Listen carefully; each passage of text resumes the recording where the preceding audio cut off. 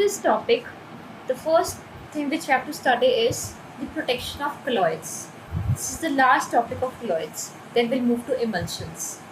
So, how to protect colloids, or you can say how to do the protection of colloids. What do you understand by protection? See, just now we had studied about coagulation, right? Like how the coagulation is done or how precipitation is done. Now we have to actually protect our our colloid from coagulation. So for this process or this purpose, we add lyophilic soles. We add lyophilic soles to lyophobic soles. Why? Because what happens, this lyophilic soles, they actually provide a sheath, or you can say a cover to the lyophobic colloids, right? They form a layer around the lyophobic colloids and thus protect them from electrolytes. They protect them from electrolytes by covering them with a layer, right? Or we can say by protecting them. So that is why lyophilic soles, they are used as a protecting colloids. Now we have to next property which we have to learn is gold number. It's very important. What is gold number? This gold number, it is actually gold number of a protective colloids. We have to find out the gold number. Gold number of a protective colloid is the minimum protective colloid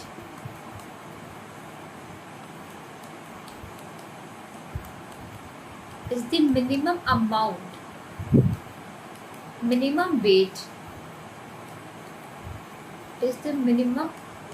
weight in milligrams. Gold number of a protective colloid is the minimum weight in milligrams added to 10 ml of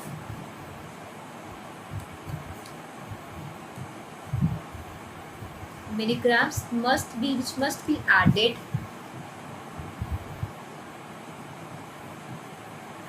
to 10 ml of red gold sole, so that no coagulation takes place.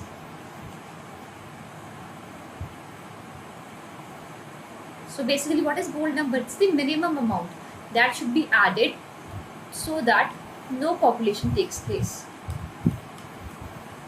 Earlier we were discussing how coagulation takes place. Now we are actually protecting our colloid from coagulating.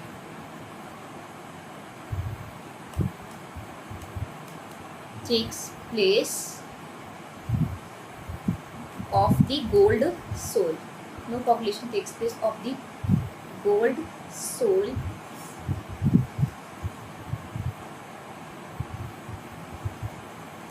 on the addition of electrolyte. Yes, we know that on adding electrolyte, what happens? The coagulation takes place on the addition of. So basically, what happens? This gold number will tell us the amount of a minimum amount of protective colloid, that is lyophilic colloid, must be added to lyophobic colloid to avoid their coagulation. So on the addition of electrolyte, this is electrolyte. By mistake I have written it. It's actually electrolyte, right? So what you have to remember in this is that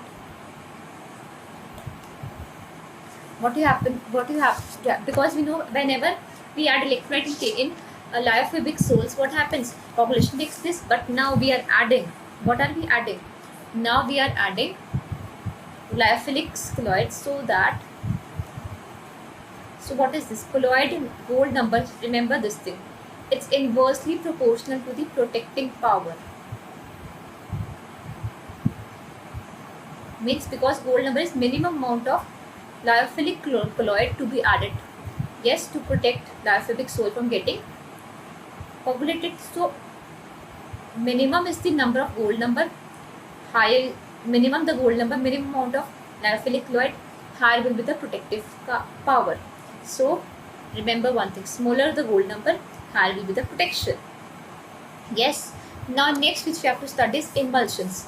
Now what are emulsions? As we have discussed, emulsions are those when dispersed phase and dispersion medium both are liquid.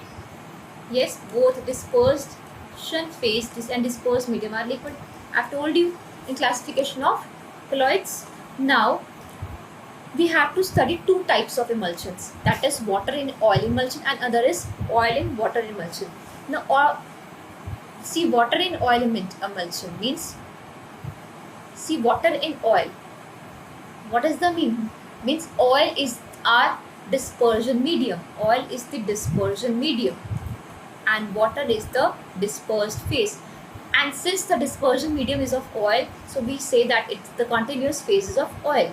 And here oil in water is, the water is the continuous phase and water is the dispersion medium and oil is the dispersed phase. I hope this is clear to you. Now what we have to remember here is that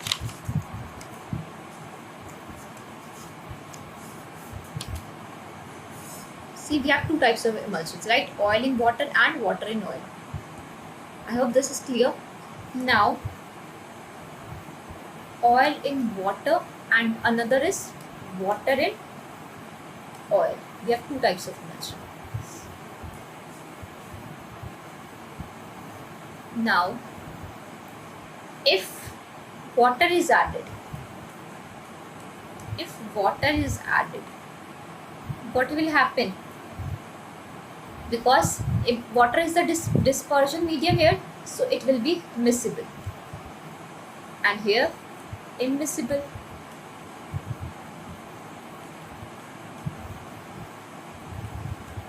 Next, if oil is added,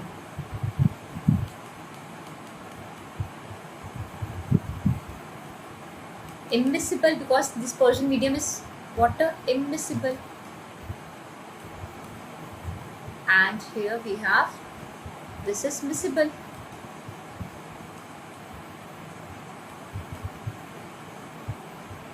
Next we have, if we add electrolyte, if electrolyte is added,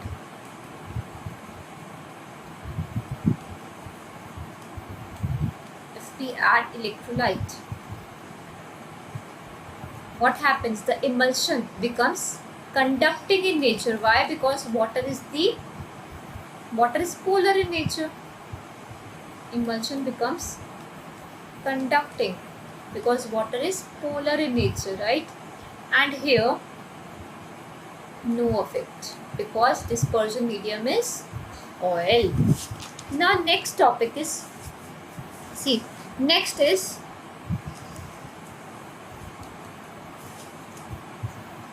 just a minute. Now next topic is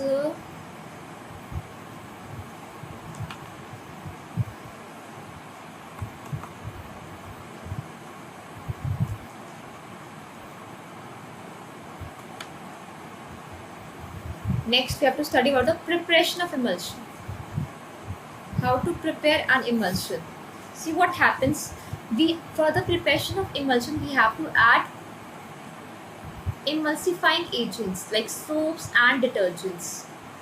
We have to add some, so that which helps in stabilizing it. We add some emulsifying agents for this preparation. We add some emulsifying agents and these emulsifying agents will actually help in stabilizing the emulsions. We add soaps and detergents. Now we know that water is polar and oil is non-polar in nature. So for oil to water emulsion and for water to oil emulsion, we know that also this emulsion is also non-polar and soaps and detergents are also non-polar. So we add insoluble soaps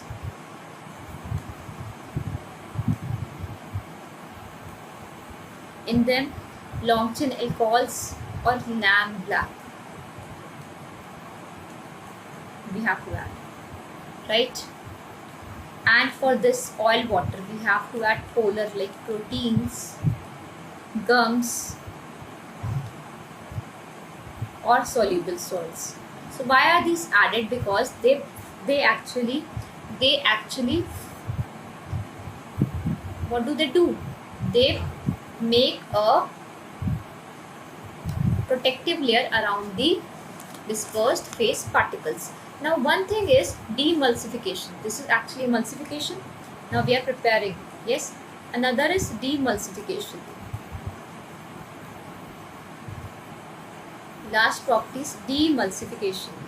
Means the emulsions, if we dilute the emulsions, if we dilute, so they will get emulsification.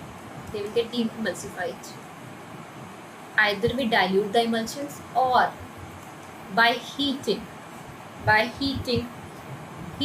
freezing, or by centrifuging.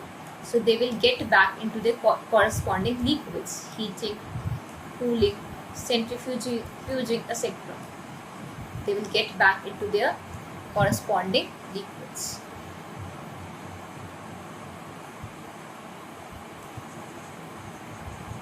You must have an idea like how demulsification process takes place. Next, now the last topic is colloid around us. We know that the food we eat, the dress we wear, everything around us is actually made up of colloids. These are the colloids. For example, blue color of the sky. You see the blue color of the sky? So what is this? Actually dust particles. The dust particles along with water, they're suspended in air. The dust particles along with water, they are suspended in air, and they actually scatter. They scatter the blue light, and they help, and due to which the sky appears blue to us, right? Fog, mist and air. As I've told you in colloids, the fog, mist and air, they're all examples of colloids. Next we have food articles. The food we eat, milk, milkshake, they're all colloids. Cream, buttermilk, they're all colloids. Blood is also a colloid, right? Because in blood we have alum plus ferric chloride solution mixed together. Soils, the soil particles are also colloids. Yes. Next we have is formation of delta. River water is actually a colloidal solution of clay, right? Seawater has electrolyte in it, and it helps in coagulation of the clay. Next we have the applications. Purification of the drinking water. Now what happens is, for the water present in the natural sources, they are impure, so we add alum so that the coagulation of electrolyte takes place and we get pure water. Medicines. Now medicines that we have, like milk of magnesia, that is like whenever you're feeling acidity, you are having acidity, you can consume milk of magnesia, and this is actually a colloidal solution. Syrups, like I told you earlier, also medicine syrups that we have consumed, it are also colloidal solutions. Now next we have electrical precipitation of smoke. Now what happens here is, because we know that smoke is a colloidal solution, right? Smoke is a colloidal solution of dust particles and air. So what happens here is, the smoke, before it comes out from the chimney, is led through a chamber containing plates having opposite charges carried by the smoke particles, and these particles, on coming in contact with the plates, lose their charge and they get precipitated. Particles just settle down on the surface, and then so that is why the electrical precipitation of smoke takes place. What happens, the gases come out and dust particles, they get settled down. Next we have tanning. Like we know animal hides. Yes, animal hides are used for preparing so many in leather industries. Let's discuss fifth point in detail, because it's very important one. A question that came in boards. Animal hides, right? They are actually They are colloidal in nature and they are positively charged. And these positively charged, when they are soaked in tannin, tannin is actually chemical compound of proteins, which are used and they are negatively charged. So when these two they combine together, coagulation takes place. And this process is very useful in the leather industry, right? And mainly chromium salts. We use for tannin purpose, we use chromium salts. Chromium salts are used for the coagulation purpose. Photographic films and plates. In photography also, what happens? They are prepared by coating an emulsion of light sensitive silver bromide in gelatin, so that coagulation takes place. Rubber industries. Latex. See, latex is a colloidal solution of rubber, which are negatively charged. Latex is a colloidal solution of rubber particles which are negatively charged, and latex is positively charged, and rubber. So rubber is obtained by the coagulation of latex.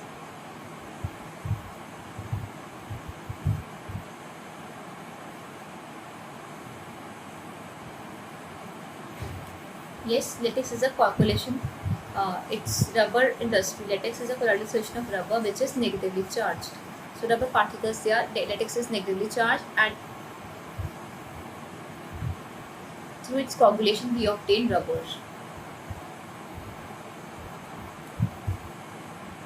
Next, we have industrial products like paints, plastics, whatever we are using, emulsions, right? Cement, they are all colloidal solutions. So these are the top applications of colloids. I hope this is clear to you.